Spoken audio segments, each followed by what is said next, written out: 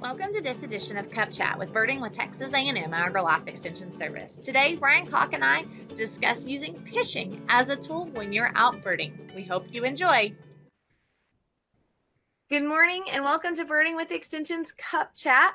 I am so glad to be back, and hello to all of our new followers out there. I guess we could introduce ourselves, Bryan, because we really haven't been on for a little while. So I'm Emily Grant, and I am currently the county agent here in Val Verde County. And joining me today is our special guest, Bryan Calk, and he is, I keep wanting to put OG, off of House Original Guide. And I just am not sure how well everyone understands what OG means. And technically our other Birding with Extension member is not with us today, and so we can make fun of her all we want. She should know better than to leave us alone, because I was thinking about this, and I was thinking about putting OG on some of our marketing stuff and as our original guide, and I thought, I don't even think she would understand what that means. I don't think she knows. So there you go. This is bash number one of our fun friend Maureen, Dr. Maureen Frank, who's our wildlife specialist, who's our other partner with Extension. So there we go. Fun moment there. So Bryan, you want to tell everybody a little bit about yourself? And I'm going to pull up on Facebook so that we can see if anyone is joining us. Please comment if you are joining us and where you're joining us from. Sure. My name is Bryan Calk. I grew up in South Texas in Kinney County at Fort Clark Springs. But I now live in Albuquerque, New Mexico. I am currently a full-time birding guide and birding in nature educator. And I've been partnered with Birding with Extension as a guide and consultant and many other things for, gosh, I don't know what year this is now. I think we're on year 5. I think I counted the other day. That sounds right. Yeah. So I think we are on year 5. So hi, Patricia. Thank you for joining us from Rockwell. We really enjoy it when y'all can comment as we are live. So today, Bryan and I, first of all, we haven't done a 30-second commercial forever. And so, Bryan, tell us a little bit and give us your 30-second commercial for Learn to Bird. So Learn to Bird is our new program. This is our second year to host this program, and it is targeting beginner and new birders who want to take their birding to the next level.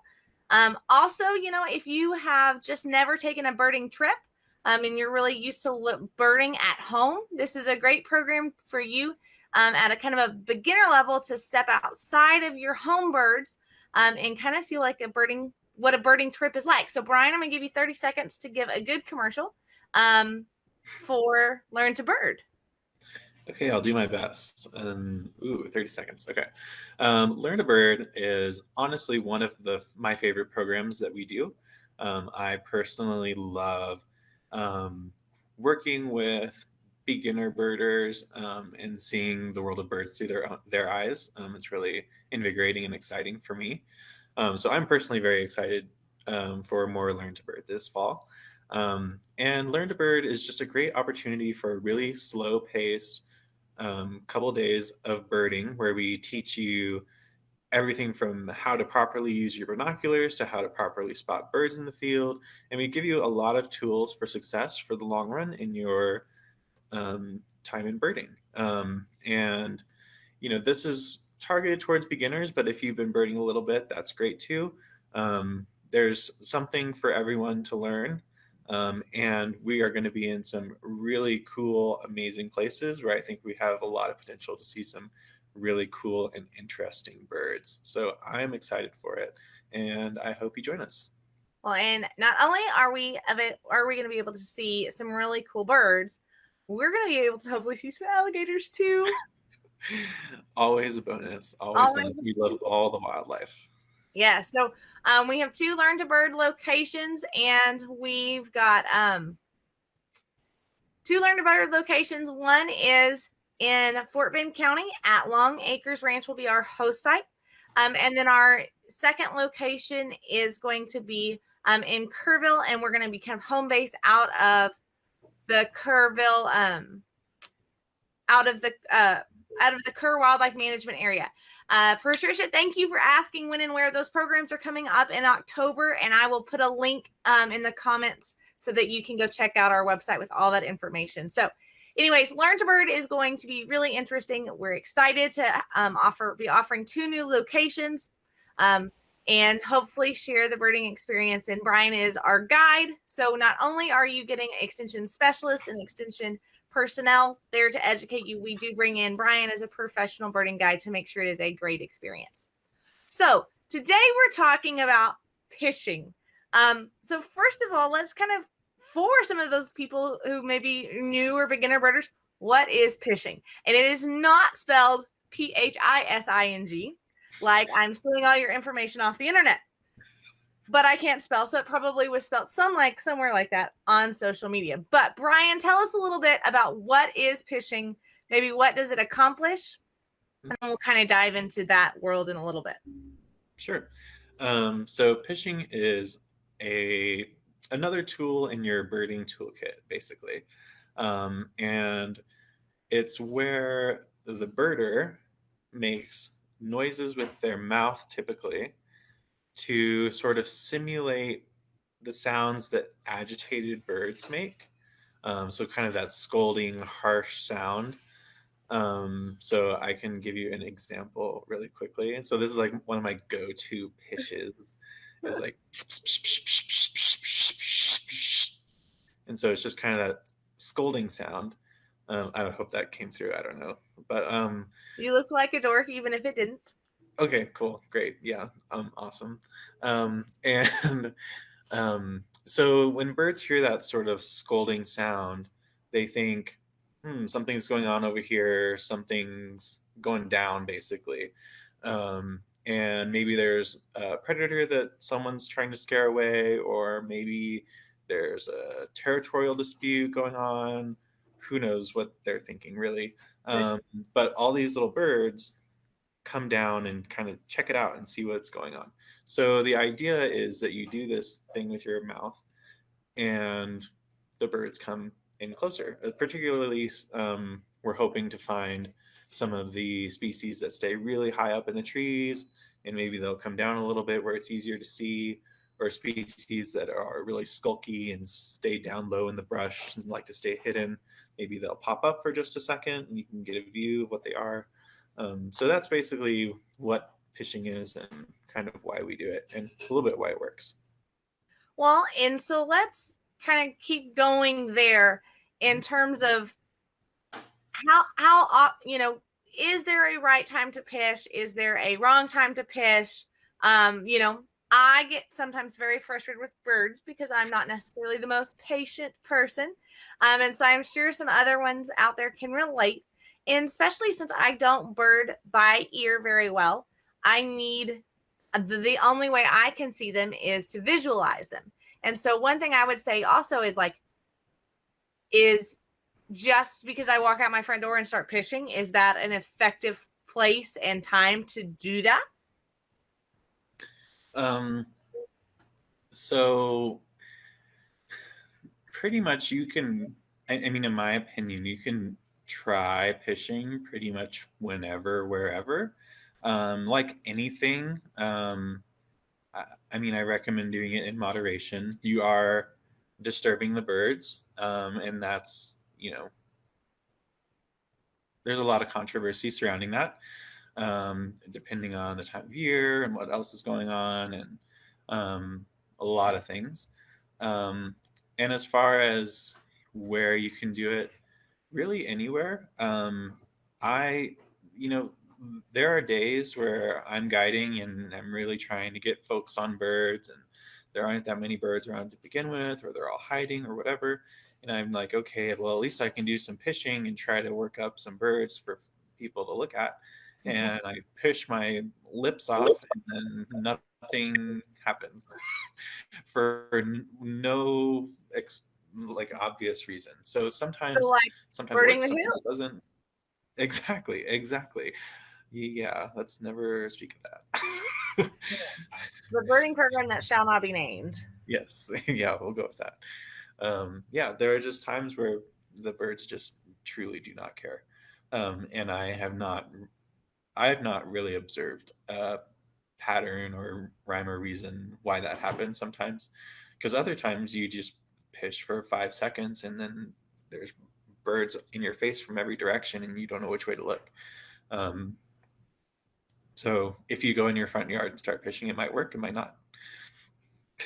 Well, and one thing I always think, when we're out birding together is that you Mhm. typically bird, when you start fishing, you really make sure that we are in a good habitat place.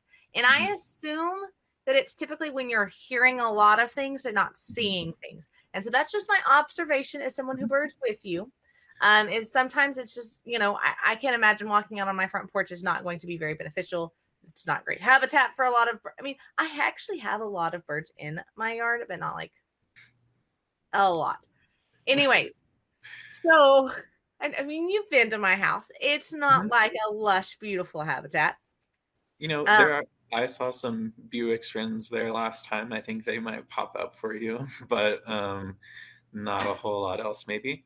But yeah, you're absolutely right. The habitat does make a difference, and whether I'm by myself or with a group, I try to not only see, am I hearing birds already? That's a good sign that I could fish here.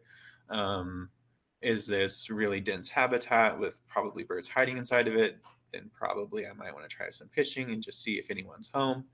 Not only am I looking at that, but also when I do start fishing, I'm gonna be strategical about where I I don't know what not to sure say. that's a word, but I it's don't know.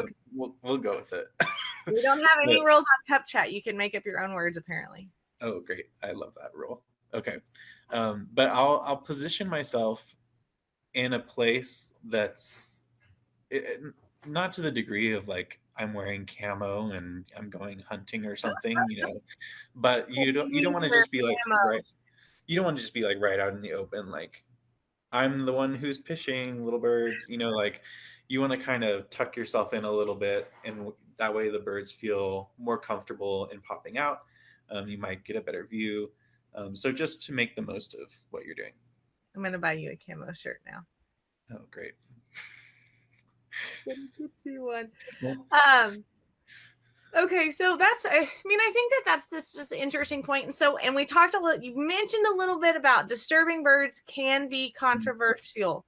So, what is the difference between using playback and pishing? Is there a difference?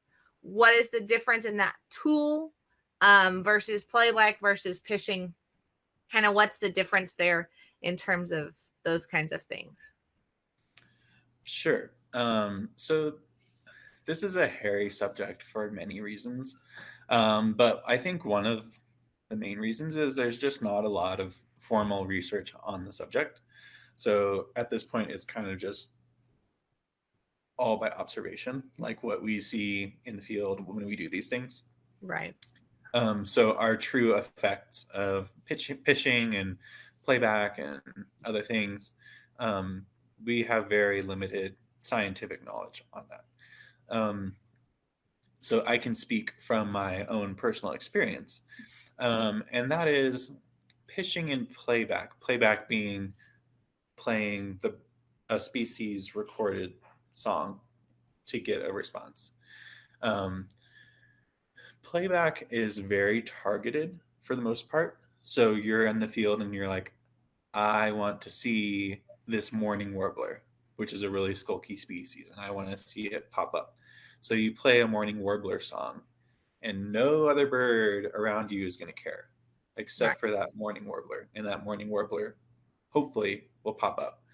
Whereas pitching is just very generic. It's like, I don't know, like bird shot out of a shotgun, right? So like, you're going for You're everything. calling Uh, all birds. Right, exactly. So you're not only going to disturb the mourning warbler, but you're going to disturb the chickadees and the titmice and the wrens and everything else around potentially. Um, which if you don't have a target that you're necessarily hoping to see in that moment, that can be great. You're just trying to see who's there. So there's some pros and cons there. If you have one specific thing you're trying to see, maybe it's better to just use playback and you're only disturbing that one thing instead of all the birds around you.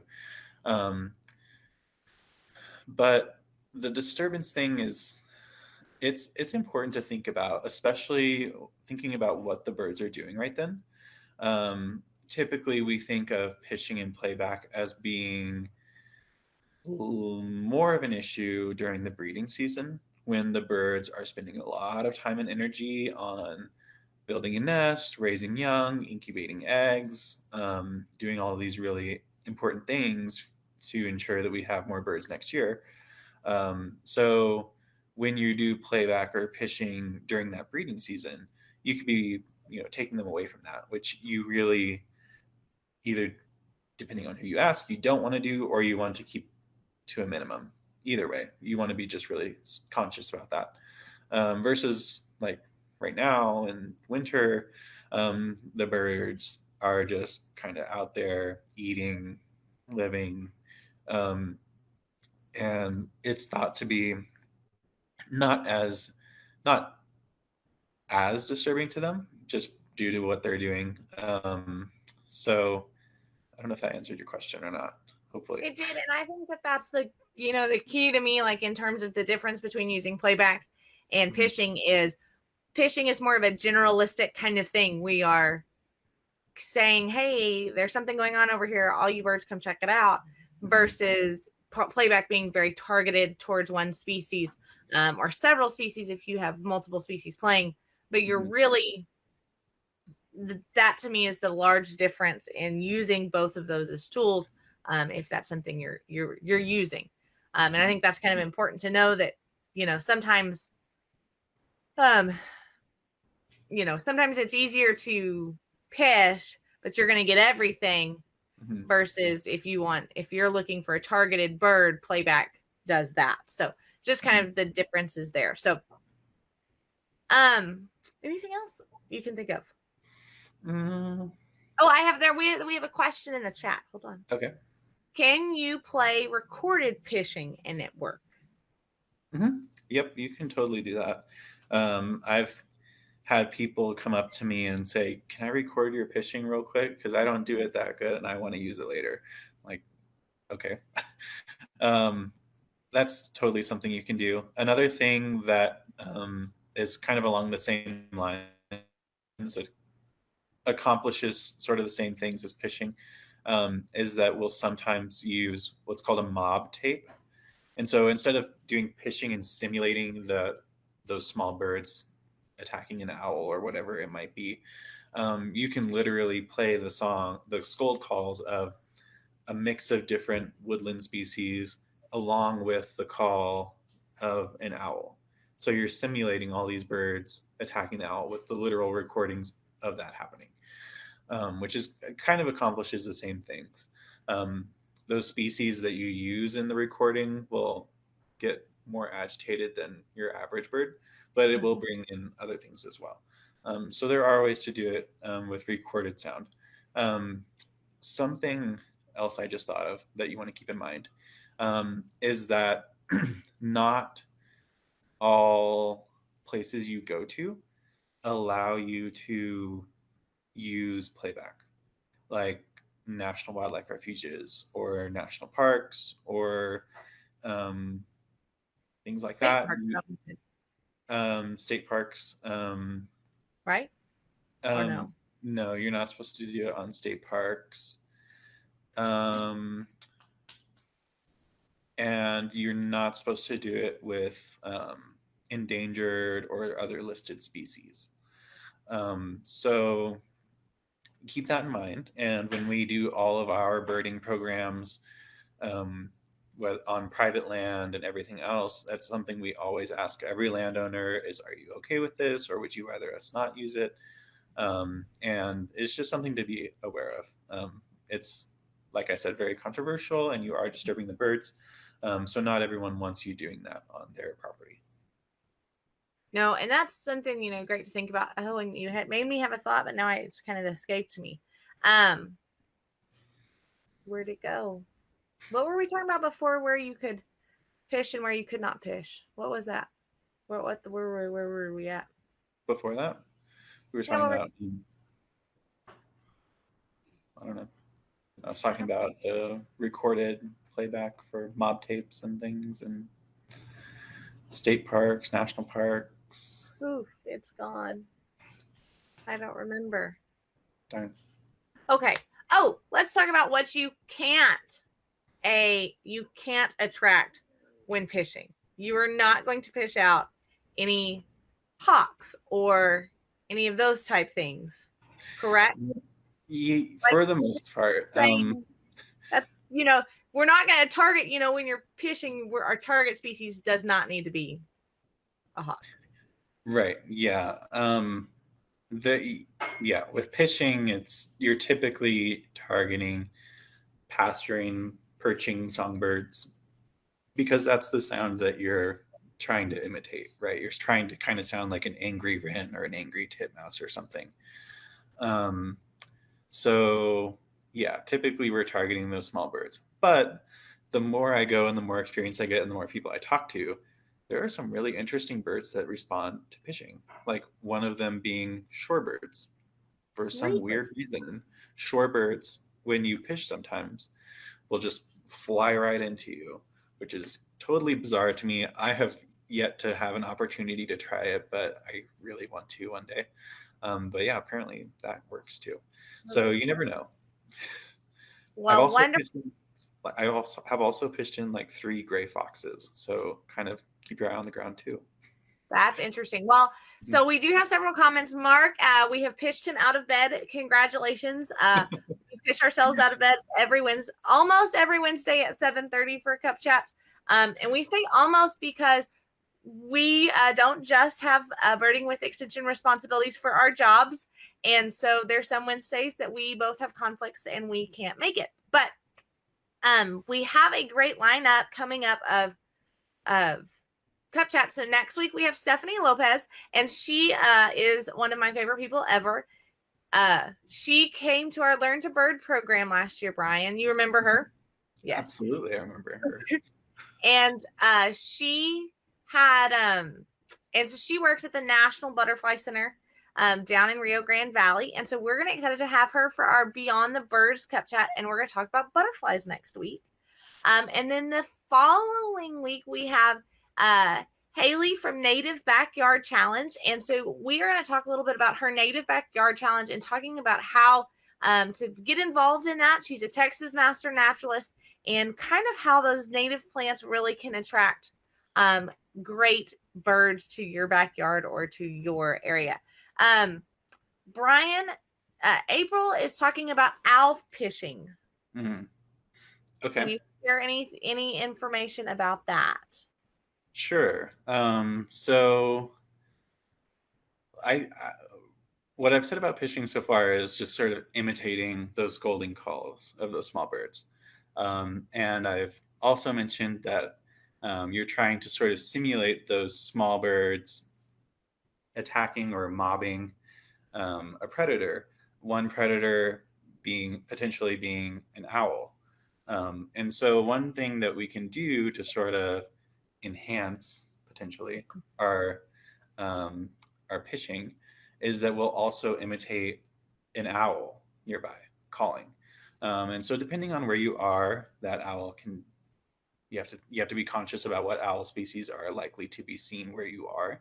So here in New Mexico, when I'm up in the mountains, I will often imitate northern pygmy owl, which is just a repeated whistle, like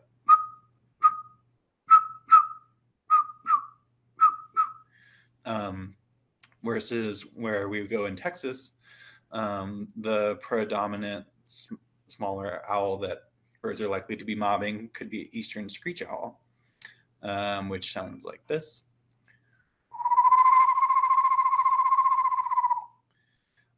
So when I'm doing my pishing, I'll do pishing and then sort of mix in an owl, just to kind of throw that in there, give it a little bit of realism. And they're like, oh man, there really is an owl over there. We got to go. So that's kind of why we do that. Well, and that's you are very talented at pishing. I guess, can you whistle a song too? Like can you whistle well, or can you just pish? I'm not a great whistler. You mean like whistle a bird song? No, like just whistle. Like I can't even whistle. Oh, well, I mean, I can kind of, I mean, I can't whistle. I I mean, like, can kind of whistle. Let me see. I can maybe do like a canyon run or something to let's see. demonstrate my whistling. It's not very good. I'll say that.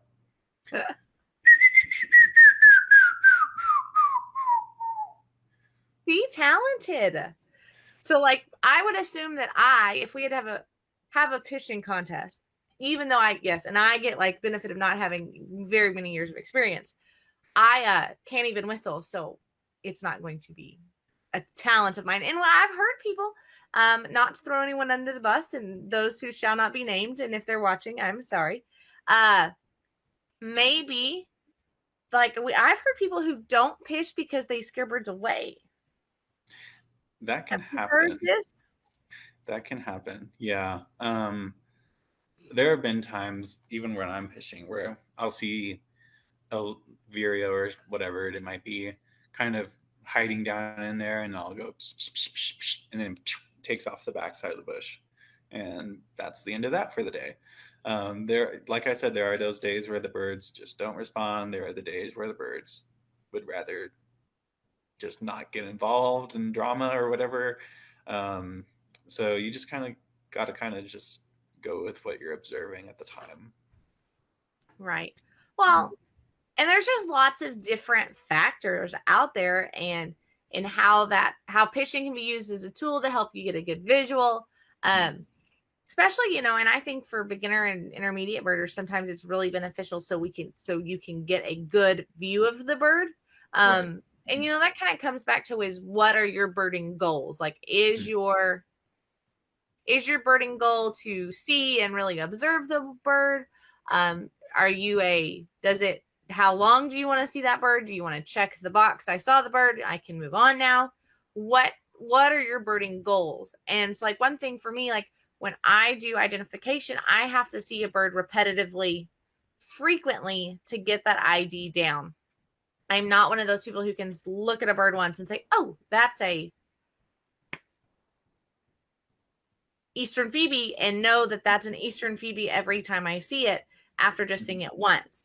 And so I think that that's one of the differences. Like one thing that I enjoy is when Bryan helps and pishes birds in for me, I get the opportunity to really see them good, versus just seeing bits and pieces of them in the trees. And I also don't like to bird with binoculars, which everybody probably thinks you're weird. And I do a better job now. But when I first started, I didn't even carry a set of binoculars. And one thing Bryan and Maureen know is I do have good eyesight. So like when they were pished in, I could see them, and I could see them well.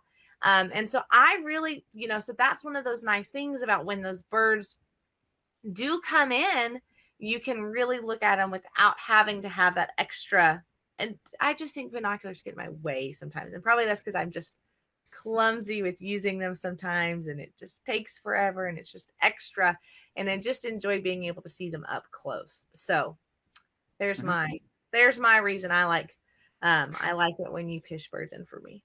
Well, that's a great point too. Is that if I'm just out in the woods birding by myself, unless like you said, I have a very specific birding goal in mind, like I'm trying to find a rare migrating skulky warbler or something like that. If I'm just out and enjoying the birds with no agenda, it's rare that I will pish. I just do maybe 80% of my birding by ear, knowing what I'm listening to, knowing what I'm hearing, and that gives me a good picture of what's around me at any given time, particularly in the spring. Whereas if I'm out guiding beginner birders, I really want them to have that great experience and to get hooked on birds, so to speak. And nothing does that like a really great, close, intimate experience with a bird. Right. So those are just kind of things that I keep in mind. It's there's a lot of things that go into my brain when I'm fishing, like when I'm choosing to fish. Right. Well, and I think it's about your goals and what you want to do and how and where you're at, and a lot of factors play into that. Because I think that because I'm not going to walk out on my front porch and start fishing just to see what birds are here today. Just not going to do that. Partly because there's not any birds in my yard. Maybe my next house will have a lot of birds, but this one does not necessarily have. It has a very beautiful, large mesquite tree in the front yard. It does. I did hang a hummingbird feeder for a hot minute, but I travel so much that it was not feasible to keep clean and keep full. So, anyways, it is 8 o'clock and we try to keep our kept chats to about 30 minutes. So, we want to thank everyone for joining us. Bryan, do you have any final thoughts other than you really would encourage everyone to register for Learn to Bird coming up? If you are a newer beginner birder, we'd love to see you at those programs. Those programs are capped to a very small number of participants. So we have to have a minimum of 10 participants to hold the program. And then those programs are capped at 15 participants. It does include those programs include a professional guide. We do go out in the field quite a bit. It is not there is some classroom, but it is not an exorbitant number of classroom hours. We spend the first evening eating dinner and doing a little bit of classroom, and then the next afternoon we have in the heat of the day in the fall, we kind of stay and take a break from birding, and we're in the classroom for a little bit then. But for the most part, it's a great adventure. We'll go owling at both locations. We will what's some other cool things we're going to do?